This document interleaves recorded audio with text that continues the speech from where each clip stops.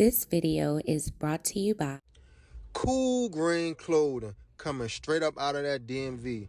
You know what it is. This that Baltimore designer right here. Come on now, come and show some love and show some support. Go online right now, coolgreenclothing.com, and make your purchase. Oh yeah, by the way, if you ain't cool and getting the green, you're in the way, and that's just basic. What's going on, YouTube, fam? This your boy Tony 2 times, and we back with another episode of the Baltimore Way, man. Before I start, be sure to tap that like button. Definitely watch this video to the end to hear the full story and all the details in the case. For the day one, fam, y'all already know it's all love. Thanks for tuning back into another episode. If you're new to the channel and you feeling the content, feel free to subscribe. Definitely hit that notification bell so you can be notified every time we drop a new video. Oh yeah, definitely share the channel with your peoples. Everybody is welcome. Let's get right into the story. As grown-ups, we all know that the world and the people in it could be cold and dark. But to gain that understanding, you have to go through experiences and life lessons. But no one starts off thinking like that. When we are young in our teen years, most are optimistic about starting life. At that age, certain things don't even exist or register in your world. By no fault of our own, we are young, still green, and wet behind the ears. Once we live a little more and mature, we see things not only in our environment, but in people. You start to understand personality traits or what to look for. Like, I'm not hanging with them down the street because they be on cruddy type time and like the backdoor people. The only way you would know that, though, is by seeing them cross a person. But in a lot of environments around the world, we grow up seeing so much or experiencing so much in our neighborhoods, you might become used to being around individuals you might know that's not right or have good intentions. Most feel like as long as they don't do it to me, we good, using that as a false sense of security. It's crazy to believe, but for most, the thought never clicks that the people we look at as family or friends will put us in harm's way.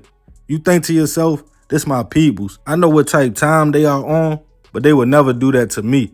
But in reality, none of us really knows what nobody is thinking or what they are really capable of until it happens.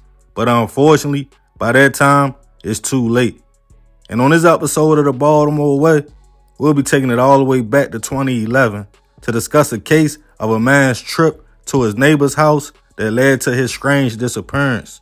Back in 2011, Ryan Jackson, nicknamed Lil Fred by family and friends, was an 18-year-old man living in Lansdowne, Baltimore County. Ryan was well loved and liked by everybody in the community. Said to be a humble soul who left positive energy on everybody he came in contact with, including his childhood sweetheart, a young lady named Jasmine. Jasmine and Ryan had grew up together since babies, and now, both in their teen years, they were living with her family and also had big plans for the future, which included their first child together. As Jasmine was now pregnant, the young couple was excited, and Ryan looked forward to being a new father. On Wednesday, October 12th, 2011, the couple woke up early and headed to a doctor's appointment to see how the baby was doing. After finding out all was well, they headed back home to the 800 block of Seckel Court. Ryan and Jasmine ate lunch, then around 3 p.m., he told her he was going around the corner to hang with a few friends, and he would be back shortly. The friends he was referring to was Larry Horton and his wife, Angelina Horton. Ryan was much younger than the couple and was friends with their son, but sometimes hung out with Larry, who was his friend's stepfather, when he wasn't around. Larry had a bit of a past, a few run-ins with the police for drug cases and assault. He had just came home from serving a little bit of time in Anne Arundel County Jail. A man who we will call Tim allowed Angelina and Larry to live with him at his home in the 700 block of Rambo Court, a block away from Ryan's home he shared with Jasmine and her peoples. Tim knew Angelina since they were kids and wanted to help the couple get on their feet.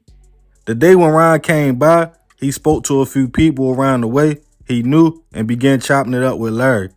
But back at the house, Jasmine started to grow concerned. When dinner time rolled around and Ryan still wasn't home, It was around 8 p.m. Out of his character, she called him, but his phone went straight to voicemail. She continued to call his phone in spurts between 8 p.m. and 12 a.m. with no answer, and Ryan still not home. Feeling something wasn't right, she fell asleep. But the next morning, after Ryan's phone still was going to voicemail, she went through the neighborhood posting flyers with his picture, description of his tattoos, and other information, as her and her family felt Ryan was missing. She walked over to Larry and Angelina's home to ask if they had seen Ryan or knew what time he left their house. At first, Larry said he saw him talking to a man close by, but then it started raining. So Ryan ran in the couple's home to get out of the rain, but only for a few minutes before leaving. But over the next 2 days, Larry's story kept changing. Jasmine felt something was off. Tried to look past the married couple to find more information about Ryan. The search continued, and it kept leading her back to Tim's house, where Larry and Angelina lived at on Rambo Court. On Friday, October 14th, Jasmine and her mother filled the missing persons report out with Baltimore County Police. Later that afternoon, they walked back around the corner to see if anybody in the neighborhood had any information on Ryan, just to see Tim pull up to his house with Larry and Angelina inside the car. Larry quickly hopped out with a carpet cleaning machine, and Angelina had a hospital gown on with multiple bandages on her arm. Tim dropped them off and drove off. When Jasmine approached the couple, Larry brushed her off again with a different story this time than before. She and her mother went home, but the next morning on October 15th, Jasmine and her family got up around 6 a.m. to continue their search. They quickly got word some neighbors saw Larry and Angelina quickly leave in a truck about 3 a.m. that morning, carrying multiple bags as if they were moving out. A group of people from the neighborhood and Jasmine and her family went back to Tim's home and knocked on the door. Confirmed the couple had moved out, but then someone in the group asked could they step inside. In the home, the carpet was soaking wet, and the whole house smelled strongly with cleaning supplies. Multiple people saw what looked like blood stains on the wall and around the living room area. After that, Jasmine and the group left and called the police. When Baltimore County responded, Tim told them what Larry had told him, that Angelina had cut herself after an argument and then started swinging her arm back and forth, causing the stains to be in the living room. The police somehow bought the story at face value and never looked inside the home. By this time, Jasmine and the community was for sure something happened to Ryan. Once the police left, the group continued to search the local park, walking down to the Royal Farms at Hammond's Ferry Road, asking questions, before one person walked back to Tim's home. They opened the trash bag they saw behind the house. Inside was a blanket with black hairs on it and blood. Thinking they found evidence, the group called police again, who told them it was consistent with the story Larry had told Tim about Angie slicing herself. Police took the blanket and left. On that same day, around 2 p.m., a person passing by a wooded area off the 5500 block of Pennington Avenue in Curtis Bay found the body. They called Baltimore City Police. They responded to the scene to find out that the person was, in fact, the missing man, Ryan. It seemed the young man was suffering from multiple cut wounds and was unfortunately already gone. Now with that, police obtained a search warrant to search Tim's home.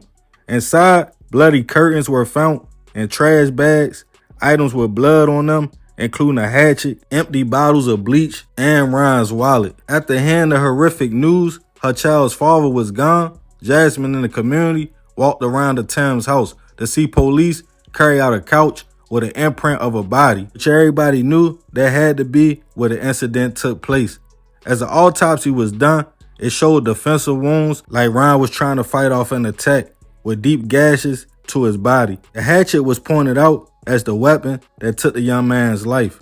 Police spoke to Tim, who claimed to be confused about the whole situation and claimed Larry had lied to him the whole time.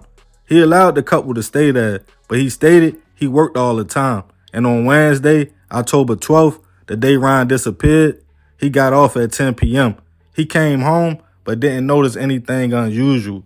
That night, Larry asked him to borrow the car to take a toy to his mother's house in Brooklyn Park. Claiming he had no idea, that's when Larry took Ryan's body to dump it. The next day, Tim stated Larry told him he wanted to do a deep clean of the house. So he took him to pick up the carpet cleaning machine and then to pick up Angelina from the hospital. So at that time, he thought everything Larry told him was legit. He claimed he never even knew Ryan had came by that day and definitely didn't know his home was a possible crime scene. With that, warrants was put out for Larry and Angelina, but the couple was MIA. As Jasmine in the community mourned Ryan, he stated the young man was so excited about becoming a father, and if it was a boy, she would get a baby his name. The young lady was hurt, and especially after the couple was located miles away in Alabama and taken into custody. Larry, 37 years old at the time, was charged with first-degree hit, and Angelina, a parole violation, as it was determined it was Larry's doing, and the reason was all to rob Ryan to get more money just to get high. After Jasmine in the community heard that, a man he considered his friend and knew for many years would do that over drug money, it added salt to their wound. He stated if Larry just would have asked Ryan for the money, he would have gave him anything he wanted. In the end, Larry was found guilty and sentenced to life in prison. I'm not sure if Angelina received any time, as it seemed she only participated in certain events at the mercy of Larry and was an unwilling participant. Rest in peace to Ryan. I send my prayers and condolences to his family. Hopefully, Jasmine had a healthy baby and was able to let them know how much the community loved their father and how excited Ryan was to be having a child. I'm going to leave this one open for discussion. Let me know what the moral of this story should be and what y'all think about the situation in the comments. Yeah, man, crazy story. I ain't never really heard too much about this case. It's an older situation, so I just thought I would bring this to y'all attention. Y'all definitely let me know what y'all think. I appreciate you if you made it to the end. Y'all already know it's all love, fam. This another episode of the Baltimore Way. This your boy Tony 2 times. I'm out.